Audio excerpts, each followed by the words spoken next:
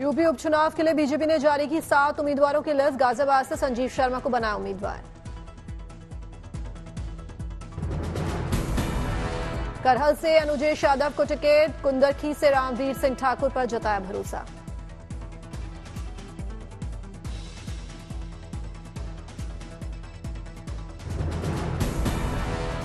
BJP ने खैर seat से सुरेंद्र दिलेर, फूलपुर से दीपक पटेल को मिला टिकट।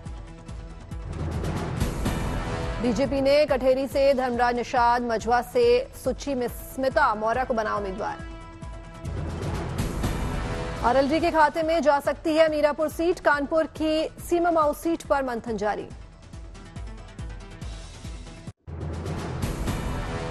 झारखंड के बरहेट सीट से सीएम हेमंत सोरेन ने दाखिल किया नामांकन पत्र। जेएमएम के कई बड़े नेता हुए शामिल।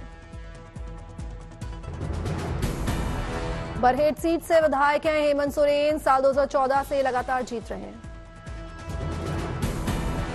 जमशेदपुर के घटसीला सीट से रामदास सोरेन ने भरा पर्चा। सीएम हेमंत सोरेन भी रहे मौजूद। बीजेपी प्रत्याशी चंपाई सोरेन भी आज दाखिल करेंगे अपना नामांकन। सोरेन के साथ राज्य के कई बड़े नेता रह सकते हैं मौजूद। आज कोडरमा सीट से बीजेपी प्रत्याशी डॉक्टर नीरज यादव और अमित कुमार बरखटा सीट से दाखिल करेंगे नामांकन। साथ में बिहार के डिप्टी सीएम सम्राट चौधरी रहेंगे मौजूद।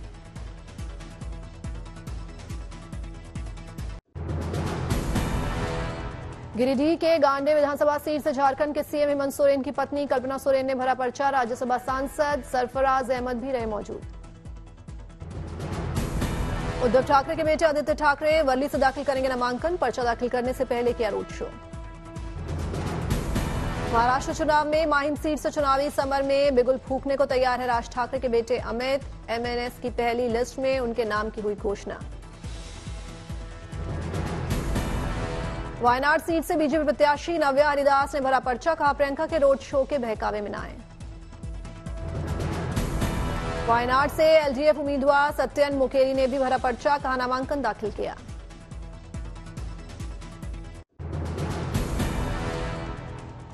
प्रियंका गांधी और उनके पति के पास 78 करोड़ की संपत्ति। वायनाड में पर्चा भरने के बाद एफिडेविट में चल अचल संपत्ति का किया था जिक्र। प्रियंका के हलफनामे में खुद की संपत्ति बताई 12 करोड़। साथ ही बताया कि उन पर है 15 लाख से ज्यादा का कर्ज।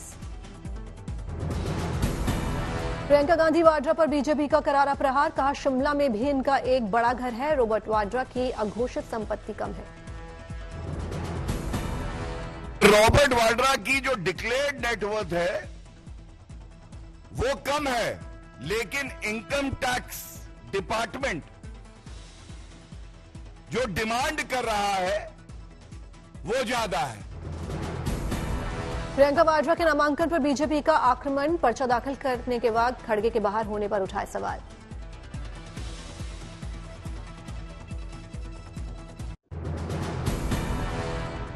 तेजस्वी यादव ने बीजेपी पर लगाया बड़ा आरोप। कहा बिहार में बीजेपी वालों ने सीएम चाचा को हाईजैक कर लिया है।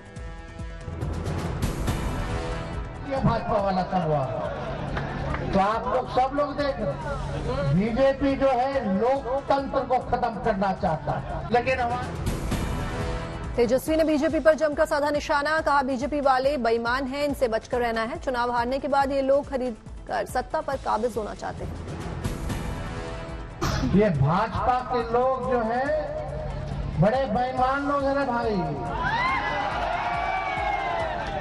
जनता इन लोगों का सरकार नहीं लाती है तो सोचते हैं कि विधायकों का खरीद ले। बीजेपी ने तेजस्वी के बयान पर किया वार। कहा अपनी पार्टी और परिवार को हाईजैक करने वाले तेजस्वी यादव बीजेपी पर बेबुनियाद आरोप लगा रहे हैं। बीजेपी ने तेजस्वी पर लगाया लालू को हाईजैक करने का आरोप। कहा तेजस्वी ने लालू यादव और पार्टी को हाईजैक किया, अपने बड़े भाई का पॉलिटिकल करियर खत्म कर दिया। बिहार में मुसलमानों को लेकर बोले नीरज कुमार। कहा मुसलमान से हमारा कोई विरोध नहीं, हम हिंदू एकजुटता की बात कर रहे हैं। तेजस्वी के बयान पर जेडीयू ने किया हमला। खालिद अनवर ने कहा नीतीश कुमार को कोई हाईजैक नहीं कर सकता। असम के सीएम हेमंत के बयान पर भड़की जेडीयू। सीएम हेमंत विश्वकर्मा पर लगा संविधान की धज्जियां उड़ाने का आरोप। बिहार विधानसभा उपचुनाव के लिए जन स्वराज पार्टी ने 20 स्टार प्रचारकों की लिस्ट की जारी। पार्टी के कार्यकारी अध्यक्ष मनोज भारती, पूर्व सांसद मोहनजीर हसन, प्रशांत किशोर करेंगे प्रचार।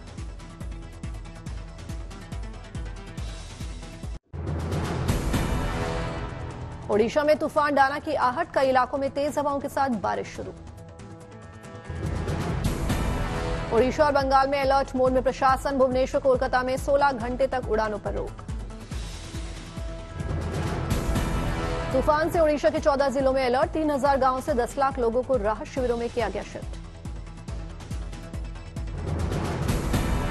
तूफान डाना से निपटने के लिए युद्धस्तर पर तैयारियां, एनडीआरएफ, एसडीआरएफ, फायर डिपार्टमेंट, बिजली विभाग और स्वास्थ्य विभाग की टीमों ने संभाला मोर्चा। सेना, कोस्ट गार्ड और नेवी को भी चक्रवाती तूफान डाना से निपटने के लिए किया गया अलर्ट। रेल यातायात भी प्रभावित, कई ट्रेनें हुई रद्द। कई राज्यों में दिखेगा तूफान डाना का असर, ओडिशा और बंगाल के साथ साथ आंध्र प्रदेश, झारखंड और छत्तीसगढ़ में भी मौसम विभाग की चेतावनी। बंगाल से चलने वाली 152 ट्रेनों को किया गया रद्द, तूफान डाना से होने वाले असर को देखते हुए रेलवे का फैसला। ओडिशा और पश्चिम बंगाल भीषण चक्रवाती तूफान के लिए तैयार, हालात को देखते हुए बंद किए गए स्कूल और कॉलेजेस। बंगाल के राज्यपाल आनंद बोस ने की लोगों से सतर्क रहने की अपील, सोशल मीडिया पर लिखा, बंगाल एकजुट रहेगा, भारत एकजुट रहेगा, हम जीतेंगे।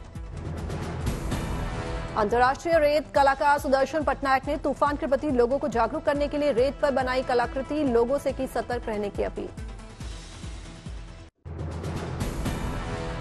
देश की राजधानी दिल्ली में गहरा प्रदूषण का संकट, कई इलाकों में वायु गुणवत्ता सूचकांक 350 के पार। आनंद विहार और जनकपुर इलाके में AQI 400 के पार, दिल्ली का औसत AQI 350 से ज्यादा। दिल्ली के कई इलाकों में सुबह दिखा स्मॉग की परत, विजिबिलिटी भी रही प्रभावित। प्रदूषण को देखते हुए सुबह और शाम के वक्त बाहर जाने से बचने की सलाह, दिल और सांस के मरीज रखें खास ख्याल। दिल्ली में प्रदूषण की मार, AQI गिरकर बहुत खराब श्रेणी में पहुंचा, लोधी रोड से सामने आई तस्वीरें। दिल्ली की हवा में नहीं दिखा ग्रैब 2 लागू होने का असर, आने वाले दिनों में प्रदूषण बढ़ने की संभावना है। दिल्ली में बढ़ते प्रदूषण को लेकर LGV सक्सेना ने सीएम आतिशी को लिखी चिट्ठी, कहा धूल और गाड़ियों से निकले प्रदूषण को नियंत्रण में करने का दिया निर्देश। दिल्ली में प्रदूषण पर अंकुश लगाने के लिए एक और कदम, बढ़ते वायु प्रदूषण के बीच NDMC ने पार्किंग शुल्क 2 गुना किया। दिल्ली के कालिंदी कुंज क्षेत्र में यमुना नदी में तैर रहे जहरीला झाग, ड्रोन विजुअल आए सामने। गाजियाबाद में भी दिखी स्मॉग की चादर, लाइट जलाकर वाहन चलाते दिखे लोग।